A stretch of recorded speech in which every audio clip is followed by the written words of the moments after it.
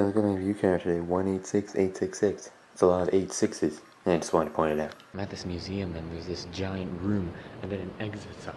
Like, yeah, where else would you exit from? Do you think I have no eyes? Do you think I'm faceless? Hey, what's up guys, it's Sean from FACELESS ONES here. Welcome to my review of the Faceless Ones. Let's go!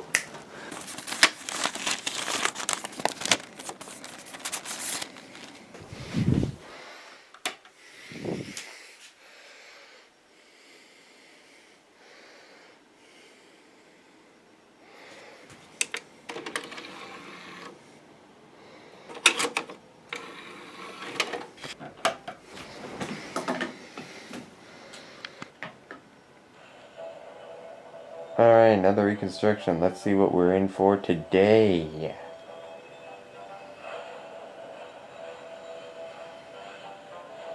Whoa, what the heck is that?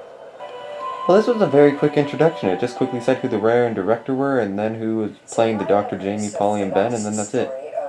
Of my time in Doctor Who. Oh, is this Polly? Oh, cool. How it is remembered in the archives. There's a little sound buffer right here when they change. Listen. Went bum. It's a fun little story that Polly, Anarchy Will says here at the beginning, which is when the BBC said, because as I said, like, with Jamie and Ben, it kind of made Ben an irrelevant character. Like I said, the Moonbase was written without Jamie even in mind, so that's why he was unconscious for half of the story, and then for the other half they literally just gave him half of Ben's lines. And then so the BBC said that they were just going to keep Polly as a companion with Jamie and then kick Ben off, and then Polly decided, like, no, she was going to leave with Ben. And it's funny how she describes it, because she says, like, once you've been on a show for so long, then it's hard for you to get work afterwards because everyone sees you as that character.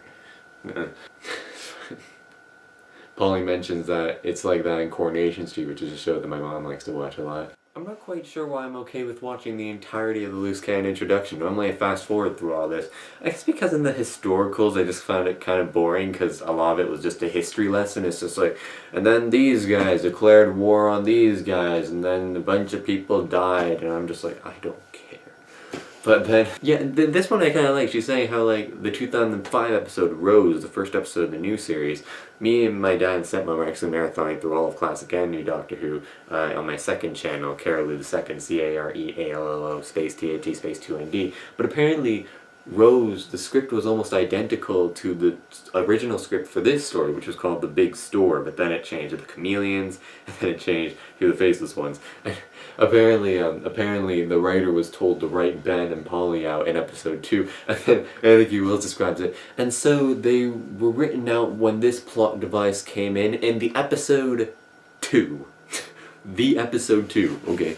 You can tell she's reading from a script because she's saying Christopher Trample played someone in the Massacre of Bartholomew's Eve and another guy in this one. Gallifreyan Chancellery Guard Andrit, alongside Tom Baker in the 1978 story The Invasion of Time. And that one too, but you could tell she was stumbling with the line. She's like, Gallifreyan God Franchler. There. They then have this nice little trailer for it.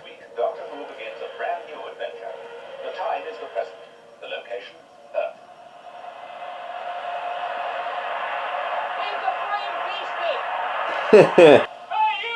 Stop! Scatter! What, by scatter you mean everyone run one direction and the other guy runs the other? Hangar to get away from the policeman, and there were two men in there. One of them had a gun and he shot the other one. That doesn't sound good. He chased me, but I managed to lose him. Sure, this is the right way, Doctor? We're leaving to the main airport building.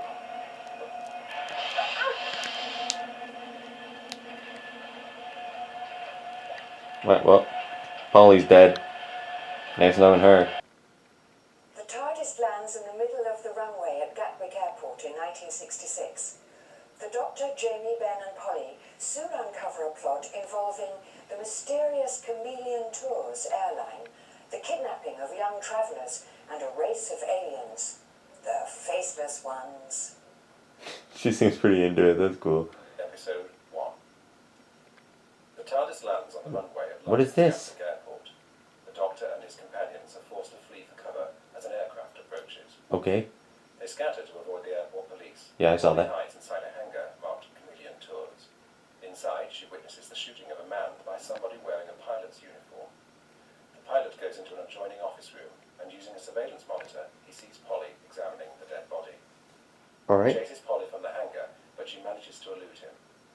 Reunited with the Doctor and Jamie, Why is she this tells them happening? what she saw. The pilot, Spencer, and another man, Captain Blade, realize the dead man was a police inspector. They remove his ID and return to their office. The Doctor arrives, examines the body, and soon realizes he was shot with a gun not yet developed on Earth. They Okay. decide to report the murder to the authorities, but as they leave, Spencer grabs Polly, unnoticed by Jamie and the Doctor. Mm-hmm. Arriving at the immigration desk, they admit to having no passports, and the airport commandant is called. Meanwhile, still trying to avoid the police, Ben Oh, I guess he made it. to his hangar. There he sees Captain Blade sealing a packing case. He confronts Ben, who tells him he is lost, and Blade shows him to the main airport building. The commandant does not believe the Doctor and Jamie's story, and decides to accompany them to the hangar to see for himself. However, the body has gone, leaving no evidence, and Blade enters to persuade the commandant everything is in order. After they leave, Blade and Spencer escort a humanoid figure wrapped in a long coat, hat, and scarf out of the hangar. Arriving back at the immigration desk, the Doctor and Jamie spot Polly amongst a group of passengers and ask her to tell the commandant what she saw, but she denies knowing the Doctor or Jamie. Blade and Spencer have taken the figure to the airport medical centre and sit it on an examination bed. Blade takes off its hat and scarf to reveal a featureless, blank face. That's the guy I just saw. Okay, why did that happen? Episodes 1 and 3 of the Faceless Ones are available as part of the Lost in Time DVD box set. Yeah, well, this is the first time that I'm showing you the second Doctor Lost in Time. This one, whoa, it contains a lot of stories. 32, 33, 35, 36, 38, 38, 40, 41, 43, 49, I fumbled that. But yeah, it also contains episode 3 of The Underwater Menace, not episode 2, because only episode 3 was found at the time of this being released. And as well as episodes 2 and 4 of The Moonbase with just the audio for episodes 1 and 3. Don't watch it that way though, get the animation, because it has no narration, just like the Crusades from the William Hartnell Lost in Time box set. But anyway, now time to get that.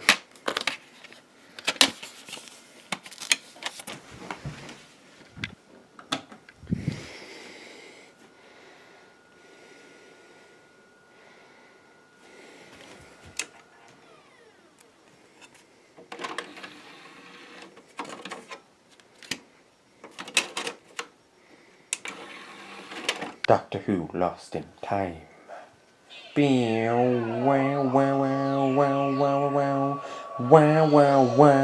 the commentary? What is this commentary? The Evil of the Dogs Part 2. Oh, oh, I'm not used to this new theme song yet. Episode 1, the Doctor embarks on a new adventure, the time the present, and the location is Earth. Why am I having deja vu? Why is the TARDIS light bulb at the top not flashing? Are police officers supposed to have that strap thing go underneath their chin? Oh, it's nice to know that Ben got away from that cop. Why do I feel like I already know this? Got this nice funky chase music though. Hello Leonard, do you like my butt? Wait, wrong show. Ooh, Chameleon Tours. There is no way that Polly heard the Doctor saying that from that distance, never mind with all the airport traffic going around. So when the Doctor and Jamie find out that the guy is dead, and then they try to go find a guy in authority, and he's like, your passport please. And he's like, we got something important to report, and they're like, I will not listen to you until you have your passport. And Jamie's like, what's a passport? Because he's from 1746. And then the Doctor is always like, some sort of official mumbo jumbo. And then that got me thinking, like, what is the point of a passport? I guess it's just to prove that you've been somewhere. I don't know. I'm not sure why, but there was another logo of a globe up in the top right corner. I mean, it's gone now. I hit enter. Nothing seemed to happen. Oh, that's a new type of punctuation. Question mark in brackets to represent someone who's asking a question but not literally. So basically the story just unfolds the same way that the trailer and that loose cannon introduction put it. Although I don't understand, when they stepped down and saw the airplane, why not just get inside the TARDIS and leave? Like the Doctor even proved in the Moonbase, he's just like, let's just go, and then Pauline, Ben and Jamie were like, no, we're gonna check out the moon. But like, jeez. And the cliffhanger is, yeah, this guy.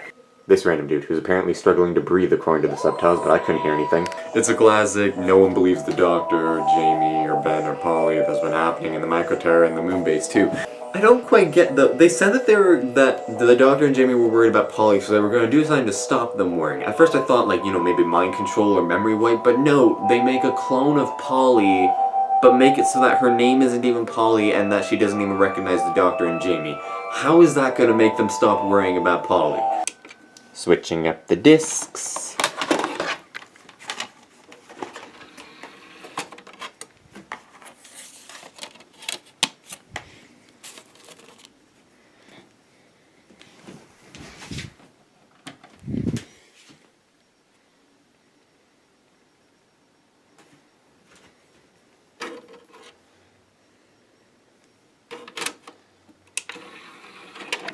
I mean, the way they summarize it sounds like a lot happened in episode 1, and I guess it really did.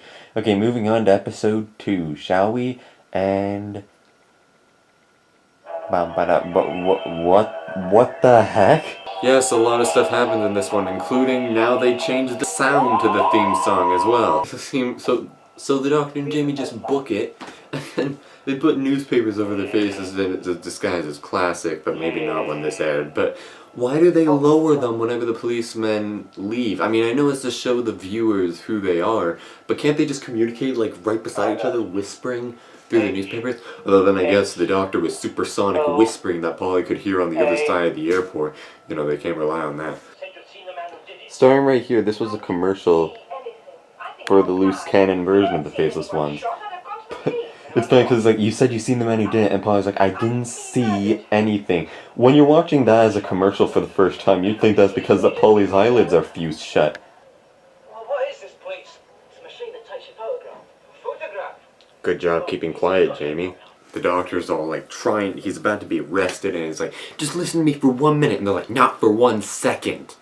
I'm sure we've all been there. Like this video if you've done that. You're just like trying to tell someone it and they couldn't give fewer craps about what you had to say. You're like, can you just listen for like 30 seconds? And they're like, nope, bye-bye. Just ticks me off. And so the Doctor like holds sign, he's like, I'll buy you all the submarines if you get 1 step closer. Catch. And he just runs off. Because he made everyone think it was a grenade. They recycled this little bit of footage from episode 1 of Ben walking around and finding the door. I like that. The loose cannon's recycling. BBC, Underwater Menace reconstruction. You could learn something from this. What? I'm getting a phone call from who? Who's this? So they are indeed dealing with faceless aliens who can take on the form of random human beings, which sounds kind of to me like... And according to Stewart Review stuff, I didn't think of this, but in the Microterra, Polly gets a haircut. The actress who played Polly got a haircut, so they made it so that the character got a haircut too in that story. But now she has long hair all of a sudden. So what, did they put on a wig? And if so, why? What was the point of having her have a haircut in the story then? It does stick in my mind that that was a telesnap from the Mind Robber. So Jamie gets caught, and naturally they reuse this clip for the beginning of episode 3, since this is a cliffhanger. But did you see that? They played it forward and then quickly rewound the last little bit. So the Doctor finds a guy in a box and the audio clip of someone saying that he's suffocating and the guy's just frozen. And then they get the Doctor trapped somewhere and then smoke starts blasting and then I guess he's freezing to death now. Alright, moving on to episode 3. Oh wait. Oh, this guy's just gonna summarize it again. Right, well. Switch the discs again.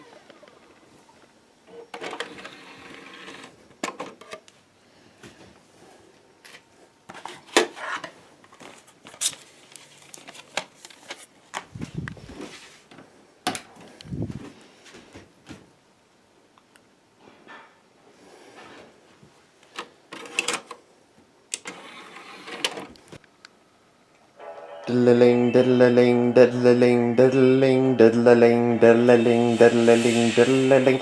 Well, it's the best noise I can come up that sounds like this theme song.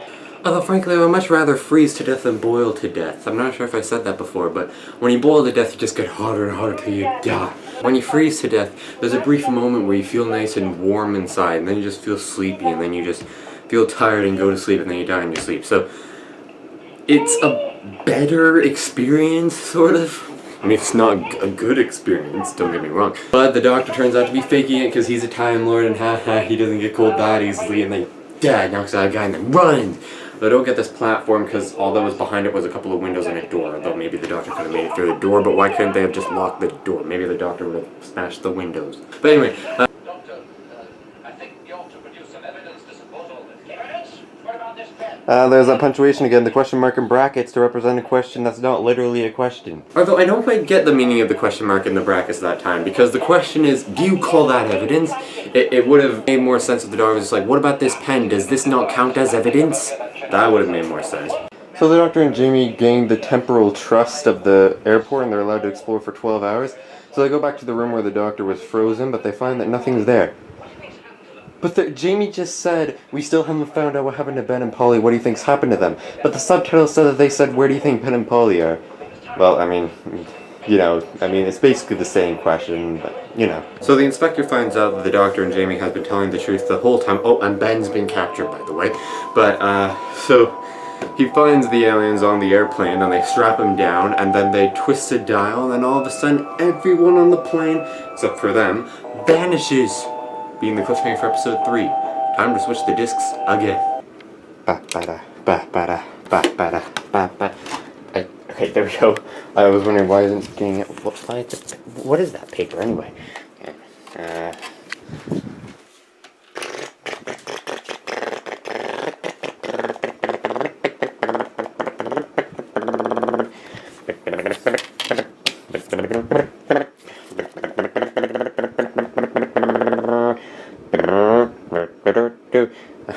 I just made that up. Is that from something? I don't know.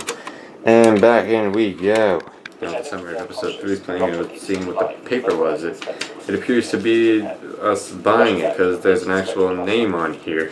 And then January 13th, 2014. Wow. DVD Man 2004. Spotted Bunny. Thanks for your order by Rose of all people. There. Here. Yeah. Episodes 1 through the Faceless Ones are available as part of the Lost in Time DVD box set. Yeah, you go. Here we go. Hello? Okay, it got stuck for a moment. I like this. Look. She kissed Jamie and that cuts to a telesnap that is slightly smiling. Again, if you're gonna pretend to be unconscious, why open one eye? I guess see the faces of people who entered, but still, you don't want the... Like, if you close one eye and they see you, then they're gonna know that you're awake. Where are these clips from? The one of the plane is probably just from an earlier one of the Faceless Ones, but what about this clip of this guy? So they're looking at a radar, and the plane is stuck. But of course, the plane can't just be stuck in midair, or the passengers are disappearing, so I don't really know what's possible. But normally when it's stopped, that means that the plane's falling straight down, but the doctor points out it could also be falling straight up, and as so it is, into a spaceship. In space. Cliffhanger for part 4. Diddling, diddling, diddling, diddling, diddling, diddling, diddling, diddling. This animation though, the plane flying straight up and then entering a spaceship in space from loose cannon is actually quite cool. I'm sorry, I have to ask. I'm filming this on the day after I filmed my 400 subscriber special, but like, there was a huge patch of snow here for my 400 subscriber special. Now, there's some here, and there's none in there. Like, I'm wondering, like, if I, just stood here and just watched the snow, how long would it have been before I would have seen a slight patch of grass? Ooh, look, the same telesnap from the mind rubber, but flipped. It gets stuck here for a moment again. The sound just stops, but then it just keeps going after a second. But Stuart Review Stuff points out that if the chameleons are taking everyone and never having them return, why is the only people who are investigating this a couple of detectives and the girl Samantha, who was going to become a companion but then turned it down? But I think she would have been kind of been the next Dodo, and so does Stuart Review Stuff. But also, like, he quotes it as either they are very fortunate or the British authorities are useless. Basically, nothing happened in episode 5. It just ends with the doctor getting up to where the plane went and then he's surrounded by chameleons. Ooh. The Dick Van Dyke Show is at 6:15. Wait, what? But now, the final part of the present Doctor Who adventure, The Faceless Ones. The Big Van Dyke Show? What? A diddling, diddling, diddling, diddling, diddling, diddling, diddling, diddling, diddling, diddling, diddling, diddling, diddling, diddling, diddling, diddling, diddling, diddling. They do the effect from the macro terror with the Doctor creating a little explosion here, see? I like it. So when Alien grabs Samantha, they play the same chase music that we haven't heard since episode 1. So the Doctor defeats the chameleons, but I don't know. I'm really tired, I'm sorry.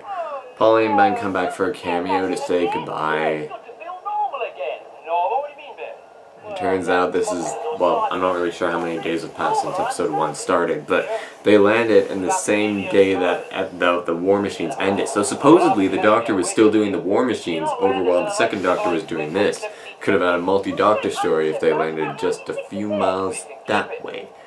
But yeah, and then they're saying goodbye and Polly and Ben go off. I wonder how it would have been, what would have been the reason for Polly to stay if she had chosen to stay.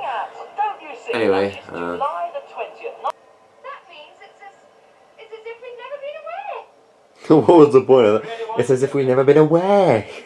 I'm not sure if this was in the script or not, but Anneke Wills, the girl who plays Polly, said in the beginning of the loose camera construction, I think, that these are real tears. Maybe she was supposed to just say them or say them happily, but here it's really heartfelt. Jamie kind of looks like he had a smirk there, like he's like, yes, these guys are leaving, I can have a spotlight. So the Doctor just drops it as soon as they left that the TARDIS is gone, and he didn't want to bring it up with Ben and Polly because they didn't want them to worry, and now Jamie and the Doctor have to go off and find them with this reused footage from episode 1 of them walking off. So that was the Faceless Ones, whatever. Yes, I gotta wrap this up. It was a really good story, but it's the first 6-parter and first non-4-parter since the Power of the Daleks. Okay, I was gonna upload this on Sunday today, but I've uploaded my 400 subscriber special and the 400 subscriber special bloopers, and our review of World War III from New Doctor Who on my second channel, so I just have midterms this week. I don't know when this is going to be uploaded. But anyway, thank you all so much for watching this video. We hope you enjoyed. If you did, please leave likes, and I know that you enjoyed. If you didn't like, please leave dislikes, and I know that you did enjoy. Leave a comment down below if you liked it. Tell me why, because it feels awesome to get some motivation and encouragement. And if you didn't like it, please leave a comment below saying why you didn't like it, so I can prove for next time. Otherwise, won't be able to prove it. And it's guaranteed this is a 4 like, and subscribe so that you know when my next video comes out. Thanks guys so much for watching, and as always, I'll see you next time, where I review story number 37, The Evil of the Daleks. Bye bye.